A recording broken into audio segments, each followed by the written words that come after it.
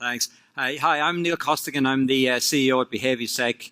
And what we do is web fraud prevention using usable security to help you determine if people are who they say they are.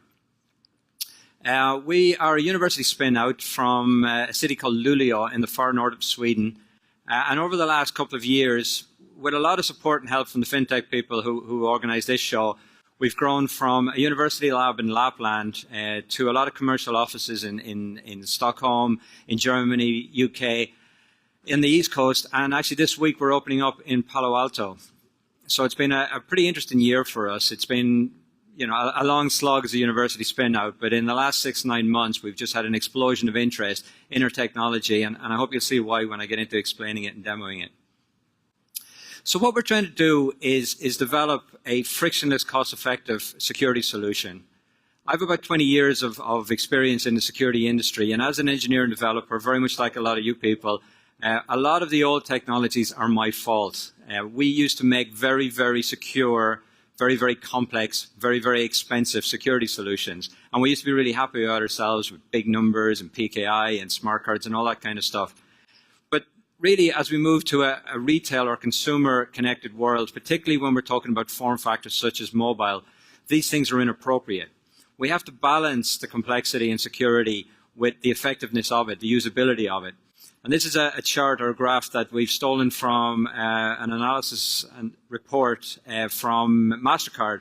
And it talks about these various technologies, again, the ones that I unfortunately have a history in developing, like tokens and out-of-band SMSs and extra passwords and this stuff. And what we're trying to do is take behavioral analysis, look at what the user is doing, and use this context to be part of the security. And how do we do this? Well, we do what's called behavioral biometrics. It involves looking at how the user interacts with their keyboard, with their touch screen, how the browser works, how the device works. We're looking at the rhythm of how somebody types, not what they're typing. We're not kind of checking out what the PIN number is. That's somebody else's issue. What we're trying to do is figure out how they enter their email, what their reflex typing is, how they move from, say, the N to the E to the I, what kind of bursty speeds they've got. We combine this then with, particularly in a touchscreen, which is very, very good modality for us, is the pressure on the screen, the angle somebody swipes as they move across, how fast they get between 2 points, how hard do they hit the key. And we do this in real time. It involves no extra hardware, and we're doing it all the time. So it's not just when you log in, it's when you do a funds transfer, it's when you open a new account. And we combine all these together in real time, providing a score about how likely the user is who they say they are, based on how they did this before. So you transparently drop in, it's frictionless, and you monitor and analyze how the person is interacting with your site or your app. And as they come on subsequently, we're providing, using machine learning algorithms, a score about how likely that person is who they say they are.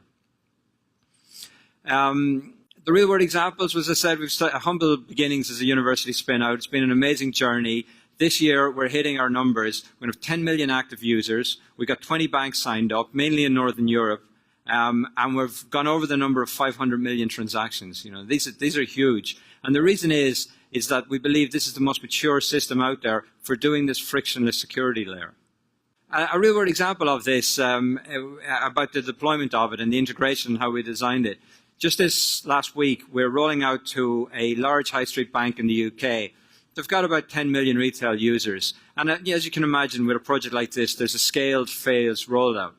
It's been planned between here and the end of the year.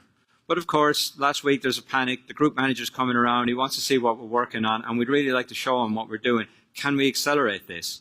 So in one day, 24 hours, we were able to put on site a full working demo of our stuff in their internet bank. They casually dropped in some code into their website. The group manager's around, he logs into his normal bank, and in real time, in the back end, they're getting a score about how likely he is who he says he is. The team we're working with became the rock stars. The group manager has totally endorsed this project and is looking for a massive rollout across all the retail users in one day. And for the developers, how do we do this? Well, again, I'm a coder, and I'd like to say this is best practices. There seems to be a lot of detail going on here, but what we're providing is this secret sauce, this brain in the back end. Everything else is standard interfaces. We've got, we're not telling you to redo your development technologies or processes or whatever. We can offer a whole bunch of interfaces to this. The mobile is the same, except we offer up an app for the app developers. You embed our app in your code, and we're just capturing very simple, lightweight things like the touch event, the release event, and the pressure. The example would be in this, there's just a snapshot, open format coming from the client. It's the gyroscope, it's the accelerometer, it's the pressure points that is happening when somebody does a transaction. And just this simple data, and a lot of our customers implement it themselves, get sent across the wire for us to do this analysis. The interfaces, as I said, are quite open. It's the stuff all you people are very, very familiar with. We're not religious, we're agnostic to the different interfaces, and the reports are very, very simple. Tomorrow we're demonstrating all day in the booth downstairs. You can have a look at it. We're doing a workshop tomorrow at 3 o'clock, and part of it will be just go from 0 to dropping in our stuff in a standard internet bank, and you'll see how it works. I'd love to show a demo. Unfortunately, I've run out of time. Please come to the booth and have a look.